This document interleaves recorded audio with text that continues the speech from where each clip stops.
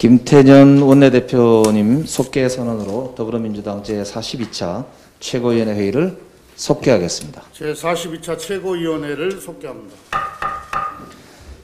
민생과 미래를 위한 예산 심의와 법안 처리를 이제 매듭 지어야겠습니다. 우선 예산안을 법정 시한인 수요일까지 처리해야 하는 것은 당연합니다.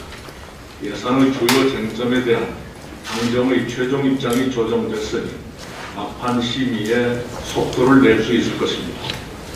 법안 처리도 속도를 내야 합니다. 저는 개혁, 공정, 민생, 정의를 통해 더 나은 미래를 열기 위한 15개 입법과제를 말씀드렸습니다. 어제는 상임위원장들께 전화를 드려 진행 상황을 여쭙고 부탁도 했습니다. 각 상임위는 공수처법 개정안을 비롯한 계류 법안을 이번 주부터 차질 없이 처리해 주시기 바랍니다. 공수처법과 함께 국정원법, 경찰청법 등 권력기관 개혁 법안들이 잇따라 처리되리라 기대합니다. 다른 입법과제도 마찬가지입니다. 그런 과제들을 남겨두지 않아야 밝은 미래를 기약할 수 있음을 우리는 잘 알고 있습니다. 검찰개혁은 오랫동안 추진했으나 아직도 매듭짓지 못한 어려운 과제입니다. 검찰개혁이 왜 어려운지는 요즘 검찰이 스스로 보여주고 있습니다. 특히 검찰의 판사 사찰과 그에 대한 지금의 태도는 우리가 지향하는 민주주의와 검찰의 의식 사이에 괴리를 드러냈습니다. 다른 문제에서도 괴리가 많습니다. 그 거리를 없애야 국민의 검찰로 거듭날 수 있습니다. 이제는 그 거리를 없애야 합니다. 공수처의 필요성은 1996년부터 제기되어 왔습니다. 그러나 검찰과 기득권에 의해 매번 좌절됐습니다. 노무현 정부의 검찰개혁도 그렇게 좌절돼 오늘에 이르게 됐습니다. 이제 더는 좌절이 없어야 합니다. 검난으로 불리는 검사들의 집단 행동은 여러 번 있었습니다. 그러나 검찰의 반성이나 쇄신보다는 조직과 권력을 지키려는 몸부림으로 국민의 기억에 남아 있습니다. 그것도 이제는 달라져야 합니다. 공수처 연내 출범을 비롯해 검찰 개혁을 위한 노력을 흔들림 없이 지속할 것입니다. 우리 당이 그렇게 해야 합니다. 검찰은 검찰의 검찰이 아니라 국민의 검찰로 거듭나야 합니다. 코로나19 확산을 차단하기 위해 정부가 방역 강화 조치를 발표했습니다. 모든 국민께서 불편과 고통을 감내하며 함께 노력해 주시리라 믿습니다. 이제까지 그랬듯이 이번에도 우리는 이 위기를 잘 극복할 것입니다. 코로나 치료제 개발과 백신 확보가 더 시급해졌습니다. 국내 기업들의 치료제 연내 개발 노력과 함께 우리는 백신 도입 물량을 늘리도록 내년 예산에 정액 반영키로 했습니다. 국민들은 치료제 사용과 백신 접종이 빨리 시작되기를 바랐습니다. 그 마음은 저도 똑같습니다. 다만 의료계는 안전성과 유효성을 충분히 확인하기를 바랍니다. 의료계의 그런 생각도 존중해야 합니다. 이제 당과 정부는 의료계와 함께 치료제 사용과 백신 접종을 최대한 앞당기도록 노력해야겠습니다. 제가 목요일에 당에 나가면 이 문제를 바로 챙기겠습니다. 그렇게 함으로써 국민들이 오늘은 힘들어도 내일의 희망을 가지실 수 있게 해드리겠습니다. 담당 TF가 실무적 준비를 갖춰주시기 바랍니다. 이상입니다. 2021년도 예산안 법정 처리 시한이 사흘 앞으로 다가왔습니다. 여야는 예결위에서 사업별 증가함액 심의를 마치고 마지막 핀셋 심사를 이어가고 있습니다. 코로나 위기 극복과 민생 안정을 위해 예산이 적시적소에 쓰이려면 예산안 처리가 늦어져서는 안 됩니다. 국가 예산의 중요성 때문에 예산안 법정 처리 시한은 국회법이 아닌 헌법에 명시되어 있습니다. 예산안 처리 시한만큼은 타협이나 정쟁의 대상이 아니라 반드시 준수해야만 하는 국회의 헌법적 의무사항입니다. 책임 여당인 민주당은 헌법 제54조 2항에 따라 12월 2일까지는 무슨 일이 있어도 예산안 처리를 완료하겠다는 것을 분명히 말씀드립니다. 예산안을 둘러싼 마지막 쟁점은 코로나 피해 3차 민생지원금과 백신 확보 예산 등입니다. 정부가 예산안을 제출한 9월 초까지는 백신 개발이 불투명했습니다. 정부가 편성했던 예산은 3천만 명분의 예방 백신 접종 물량입니다. 지금은 국내외에서 백신 개발 소식이 있는 만큼 백신 확보를 위한 예산 증액을 불가피합니다. 민주당은 백신을 최대한 확보하고 백신과 치료제 개발 속도를 높이는 데 필요한 만큼 본 예산을 증액해야 한다는 입장입니다. 코로나 3차 유행으로 인한 맞춤형 민생지원금도 설 전에 지급할 수 있도록 본 예산에 반영하도록 하겠습니다. 국민의힘에서는 한국판 뉴딜 예산을 삭감하자고 주장하고 있습니다. 이는 낡은 사고에 불과합니다. 전 세계가 코로나 위기 극복과 동시에 미래에 과감하게 투자하고 있습니다. 미국 바이드노믹스의 핵심은 그린 뉴딜과 디지털 인프라 투자입니다. 바이든 당선인은 향후 4년간 청정에너지, 친환경 인프라에 우리 돈 2,200조 원을 투입한다고 합니다. 유럽연합은 그린딜 이행을 위해 향후 10년간 1,300조 원을 투자한다는 계획입니다. 디지털과 그린 뉴딜 경쟁에서 우리가 세계를 선도하려면 더욱 과감한 재정 투자를 해야 합니다. 한국판 뉴딜 예산 삭감 요구는 21세기판 쇄국 주장이나 다를 바 없습니다. 코로나 피해 민생지원금은 필요한 만큼 예산을 증액하고 한국판 뉴딜은 계획대로 차질 없이 추진해야 합니다. 국민의힘은 한국판 뉴딜 예산 삭감 주장을 철회하고 법정 시한 내 예산안 처리에 협조해 주기를 다시 한번 당부드립니다. 윤석열 총장에 대한 징계위원회가 2일 개최된다고 합니다. 현직 검찰총장의 징계위 해부는 윤석열 총장이 초래한 자업자득입니다. 윤 총장은 검찰개혁에 대한 국민의 기대와 달리 수사로 정치를 하고 국정에 개입하며 사법부에 대한 불법 사찰의 행태를 보였습니다. 즉 정치검찰의 행태를 보였습니다. 윤석열 총장의 이런 상황은 검찰을 통치기관으로 착각한 특권의식에서 출발했습니다. 불행하게도 검찰은 우리 현대사에서 정권을 유지하는 통치수단으로 기능해오기도 했습니다. 군사정권 시절부터 시작된 검찰의 무소불위의 특권적 형태와 정권 하수인 역할은 결국 검찰개혁을 불렀습니다. 그러나 검찰은 개혁을 수용해 국민의 민주적 검찰로 거듭나는 대신 권한 남용을 통해 집요하게 검찰개혁에 저항해 왔습니다.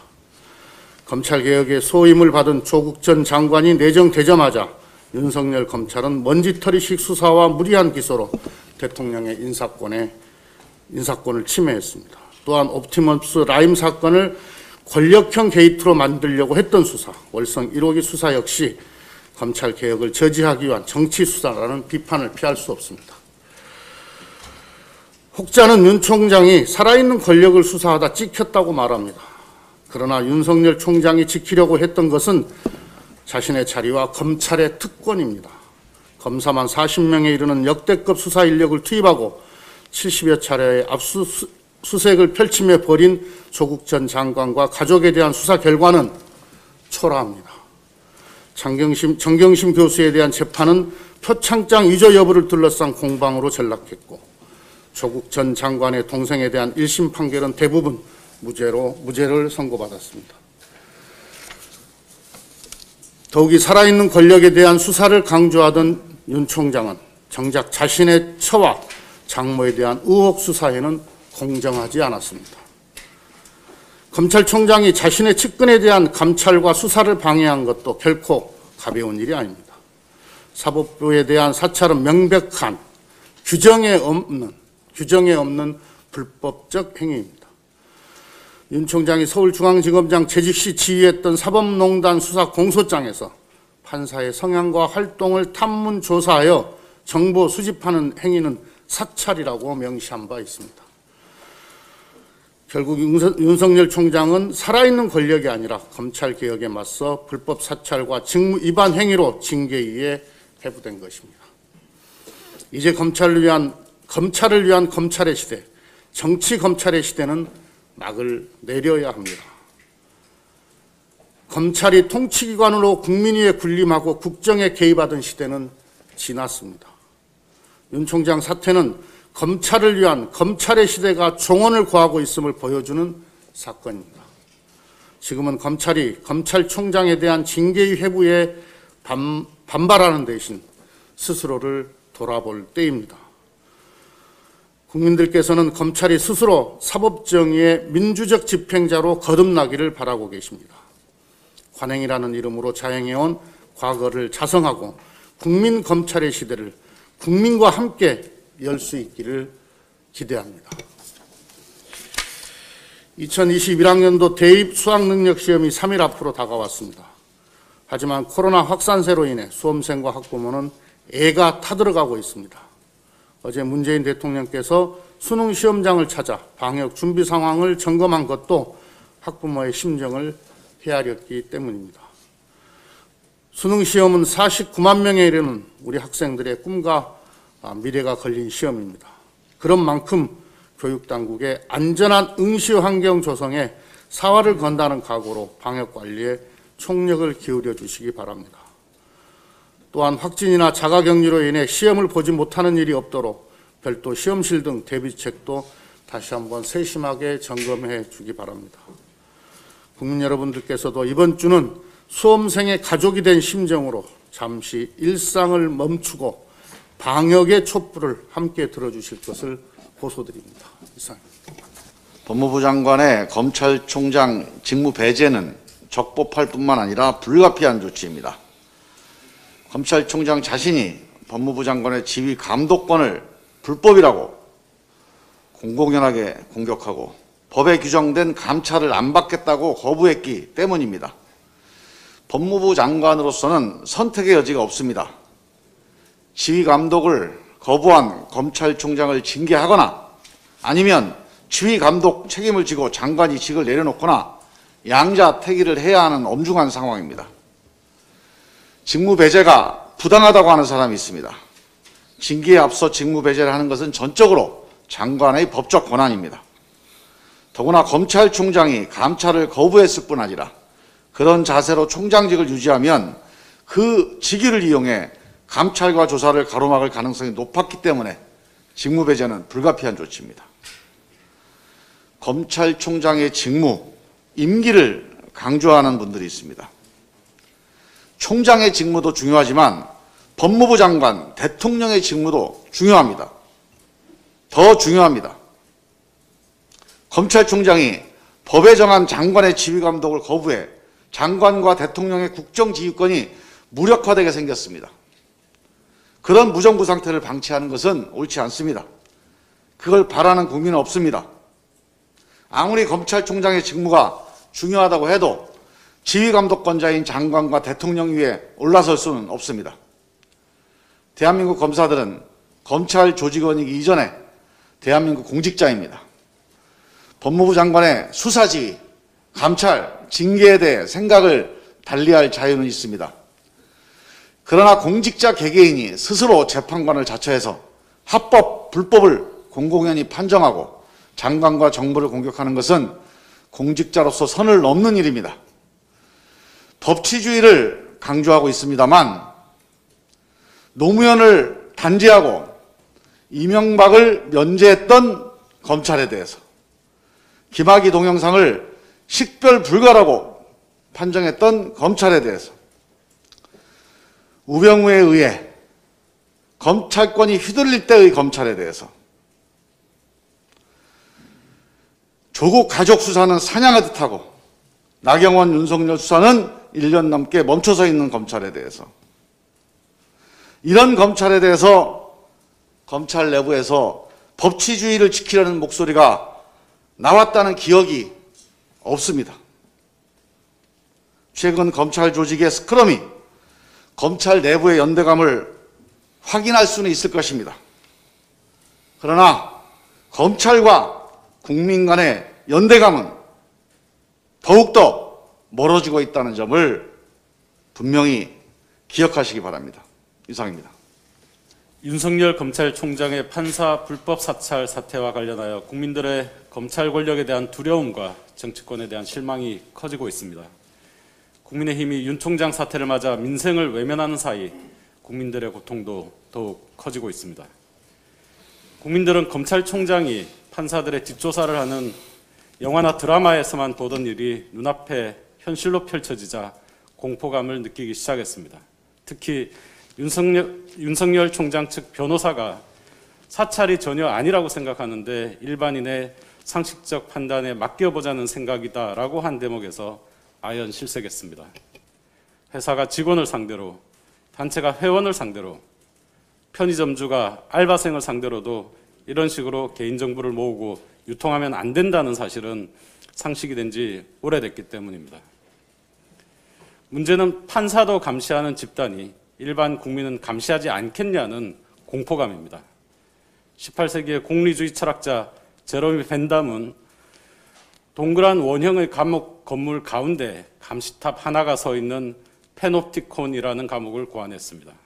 이후 페놉티콘은 대중들이 자신을 드러내지 않는 감시 권력에 의해 항상 감시당하고 있는 상태를 설명하는 개념이 되었습니다. 감시받는다는 공포의 확산으로 이제 국민들은 검찰에 대해 더욱 큰 두려움을 느끼고 검찰은 더 손쉽게 사회를 통제할지도 모릅니다. 윤 총장의 판사 사찰의 엄중한 사태인 이유가 여기에 있습니다.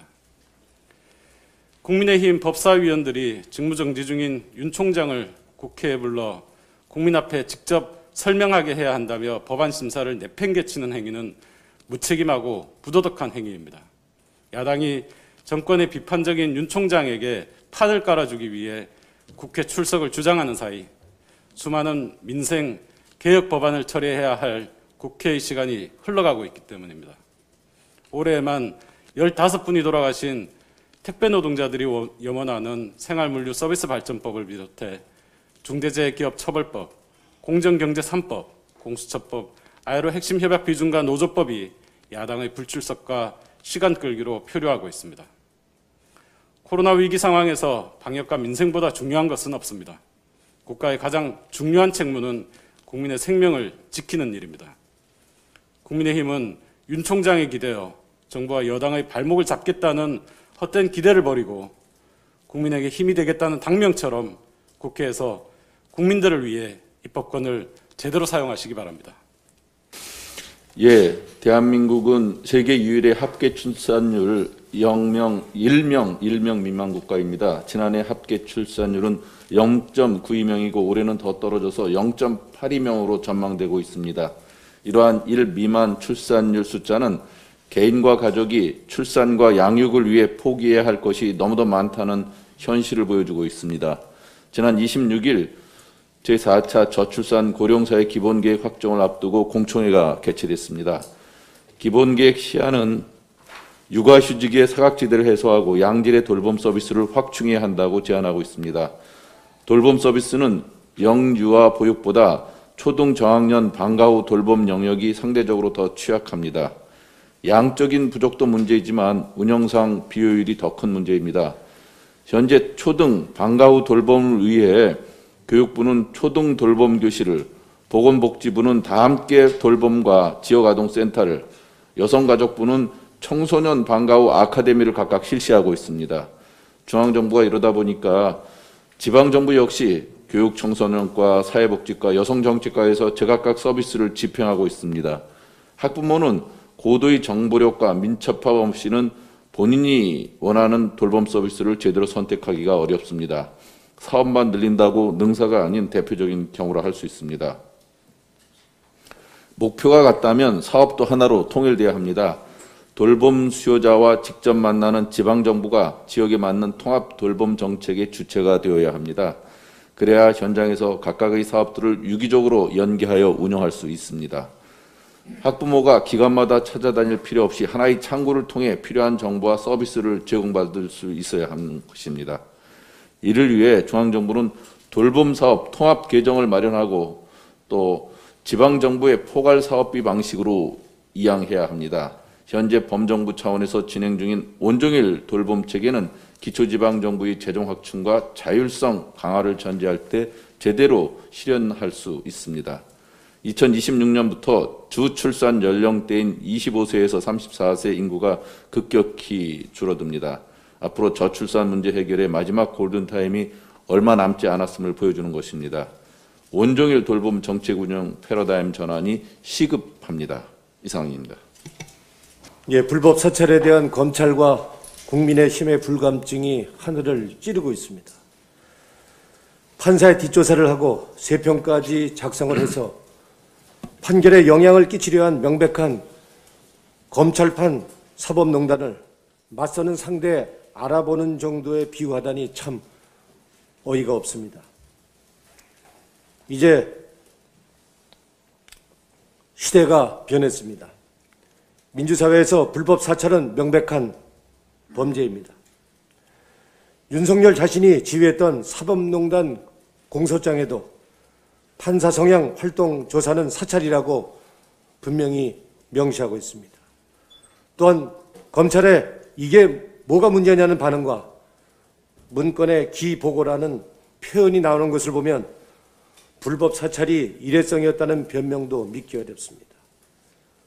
법무부는 검찰판 사법농단에 대해 철저히 조사하여 이전에도 불법 사찰이 있었는지 여부를 확인하고 관련자에 따라 법에 따라 엄중히 처벌해야 합니다. 아울러 윤석열 총장에 대한 징계 역시 적법한 절차에 따라서 신속하고 단호하게 처리해서 더 이상 혼란이 없도록 할 것을 당부합니다. 종부세와 관련한 세금 폭탄론이 며칠째 주요 언론과 경제지를 도배하고 있습니다. 그러나 앞서 정부가 발표했듯이 주택으로 종부세를 내는 사람은 전체 국민의 1.3%이고 전체 세액의 82%는 다주택자가 부담합니다. 이런 상황에서 지금 언론의 종부세 폭탄론은 지나치게 과장된 가짜뉴스라 할 것입니다. 오히려 고가주택의 집등자는 종부세보다는 재산세의 완급 조절이 필요합니다. 올해 서울시의 재산세는 전년보다 14%가량 늘었습니다. 현재 시가의 70% 수준인 공시가격을 향후 90%까지 올리게 될 경우 재산세 부담은 더욱 커질 것입니다. 물론 공시가격 현실화는 필요합니다. 그러나 재산세는 미실현 이익에 부과하는 것이기에 급격한 세부담은 가처분 소득을 감소시켜 소비를 위축시키고 경제 침체를 불러올 수 있습니다. 이에 정부와 민주당은 6억 원 이하 1주택자에 대해 재산세를 감경하고 서울 공동주택의 80%가 혜택을 보았습니다. 앞으로 감면 대상이 더 줄어들 것이기에 속도 조절이 절실합니다. 따라서 적어도 코로나가 종식될 때까지 공시지가 현실화 속도를 늦추거나 아예 일시적 중단까지도 고려해서 재산세 부담을 낮춰줘야 합니다. 어려운 경제 상황을 고려하여 정부 당국의 심도 있는 검토를 당부합니다. 새로운 탄생에는 산통이 따릅니다. 산통이라는 엄청난 고통 후에 새 생명이 탄생하기에 모든 탄생은 위대한이라는 수식어를 얻게 됩니다. 어렵사리 공수처법이 본회의에서 통과된 지 1년이 다 되어갑니다. 법에 의하면 이미 7월에 공수처가 설치됐어야 합니다. 어떻게든 국민의힘과 함께하기 위해 공수처장 추천위원회 구성에 응할 때까지 기다렸습니다마는 돌아온 건 계속되는 지연, 방해뿐이었습니다. 국회의장 중재로 최후 단판을 기대했으나 역시나였습니다. 공수처장 추천위원회는 파산했습니다. 민주당은 반드시 올해 내에 공수처를 출범시키겠다고 공언을 해왔습니다. 공수처법 개정안을 대안으로 추진하겠다고 약속했습니다. 그러나 공수처법 개정안은 아직 법사위, 법안 소위도 거치지 못하고 있습니다. 법사위, 본회의 통과 그리고 공수처장 추천, 청문회 등의 절차를 생각해보면 올해 안에 공수처 출범 약속을 지키는 게 물리적으로 쉽지 않습니다. 공수처법 개정안을 빨리 진행시켜야 합니다. 머뭇거릴 시간도 머뭇거릴 이유도 없습니다. 예정일이 다 됐는데 산통만 계속되고 아이가 나오지 않는다면 산모, 아이 모두 위험해지지 않을지 걱정하게 됩니다. 민주당은 산파 역할에 조금의 흐트러짐도 없어야 합니다. 국민의힘 주호영 원내대표가 공수처법 개정 강행 등을 거론하며 지금 대한민국 공화정이 위기에 처했다고 말했다고 합니다. 공수처법 개정으로 갈 수밖에 없는 상황으로 몰아온 것에 대해 사과해도 모자랄 판에 참으로 천연덕스럽습니다. 4년 전인 2016년 7월 새누리당 전당대회가 있었습니다. 당시 진경준 검사장 구속과 우병우 민정수석 처가 부동산 의혹이 제기되면서 공수처 신설 문제가 뜨거운 이슈로 떠올랐습니다. 전 세계에서 우리처럼 검찰권이 비대 한 데가 없다. 그런 반면에 검찰을 견제할 기구나 조직이 별로 없다. 그래서 이제 공수처 논의가 수년째 논의되고 있다. 아마 이번 기회에 그런 것들이 정비되리라고 본다. 누가 한 말일까요? 다름 아니라 주호영 원내대표가 한 말입니다. 공수처를 만들어야 한다, 안 만들어야 한다, 찬반을 묻는 것은 어리석은 일이다. 기존 검찰과 어떻게 차별화할 것인지 심도 있게 논의하는 것이 중요하다. 이건 누가 한 말일까요? 2016년 12월 주호영 원내대표가 새누리당을 탈당해서 개혁보수 신당의 첫 원내대표를 역임하던 때 한 말입니다. 이렇듯 공수처 신설에 의지가 있던 주호영 원내대표가 이제와 공수처 설치가 가시화되자 공화정 위기를 거론하고 있습니다. 4년 전 주호영은 민주공화국을 위해 검찰개혁, 공수처 개혁이 필요함을 역설했고 지금 주호영은 공수처 설치가 민주공화국에 반한다고 주장합니다. 주호영 스스로 주호영을 부정하고 있습니다. 주호영 원내대표가 진정 원하는 것은 검찰 이대로입니까? 검찰 공화국입니까? 4년 전 주호영에게 어떻게 답하시겠습니까? 정치인이라면 최소한 말에 일관성이라도 있어야 할 것입니다. 이상입니다. 침묵하지 마라. 공화정의 위기다. 국민의힘 의원들이 청와대 앞에서 대통령을 향해 맹비난하고 있습니다. 매우 유감입니다. 아직 사실 확인이 제대로 끝나지도 않은 사안입니다. 검찰총장 직무 배제, 집행정리 심리와 징계 심의가 시작도 되지 않았습니다. 이에 대해 대통령이 무슨 말을 할 수 있습니까? 이런 상황에서 대통령이 입을 열기만 하면 국민의힘 당은 가이드라인을 주는 것이냐고 더 비난할 것이 분명합니다. 대통령이 나서라는 야당의 주장에서 진정성을 찾을 수가 없는 이유입니다. 대통령이 뭐라고 하든 비난부터 하겠다는 의도로 함정을 파놓고 몰아붙이는 야당의 정치는 속이 훤히 들여다보이는 부끄러운 정치입니다. 참 나쁜 정치입니다. 갈등과 논란을 키우려는 주체가 누구인지는 국민께서 보고 계십니다. 대통령은 사실에 근거해 국민께 책임지고 법이 정한 권한에 따라 권력을 행사해야 합니다. 상상에 기대어 말하면 국민께 거짓말을 하게 됩니다. 권한을 넘어 권력을 쓰는 대통령은 위대한 국민들에 의해 탄핵된다는 것을 우리는 이미 경험했습니다. 법과 사실을 뒤틀 수는 없습니다. 대통령도 그렇고 야당도 마찬가지입니다. 국민의힘에 촉구합니다. 절차를 지켜보십시오. 그 과정과 결과를 존중합시다.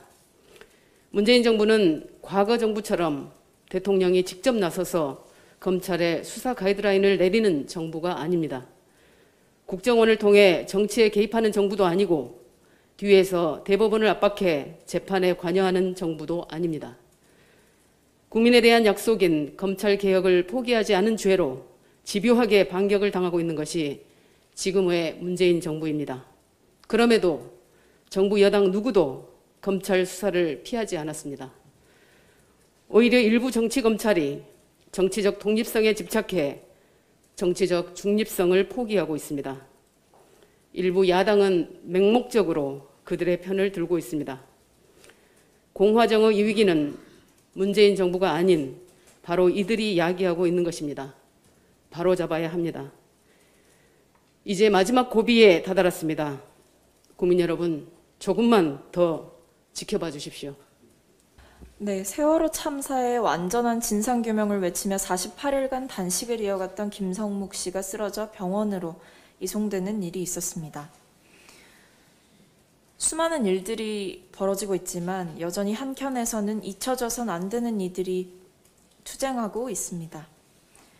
그들이 매일 스스로의 가슴을 핥히며 버텨내고 있는 지금, 설령 그 손톱이 나에게로, 우리에게로 향할지라도 기꺼이 나의 살갗을 내어주고 그 상처를 함께 끌어안고 겪어낼 필요가 있는 것이 도리가 아닐까 생각합니다.